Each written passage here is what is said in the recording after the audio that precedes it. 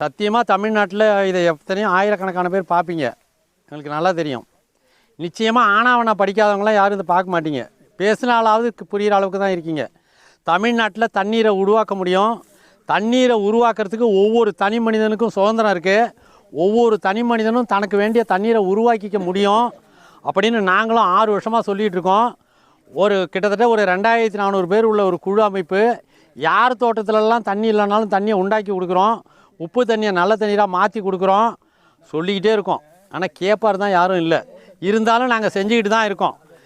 கிட்டத்தட்ட இந்த அரியலூர் மாவட்டம் டால்மியாபுரத்துக்கு பக்கத்தில் ஒரு 2-3000 ஏக்கர் பாருங்கள், கண்ணு கட்டின வரைக்கும் எல்லாம் மானாவாரி சோளம் விதைக்கிற பூமியில் மானாவாரி பூமியை வாங்கி அங்கே நீரை உருவாக்கி என்ன நெல் ஆத்தூர் கிச்சடி சம்பா விளைஞ்சிருக்கு பாருங்கள். நெல் காவிரி டெல்டாவில் உழவு ஓட்டுறது மாதிரி தண்ணீரை உண்டாக்கி உழவு ஓட்டி சேரடி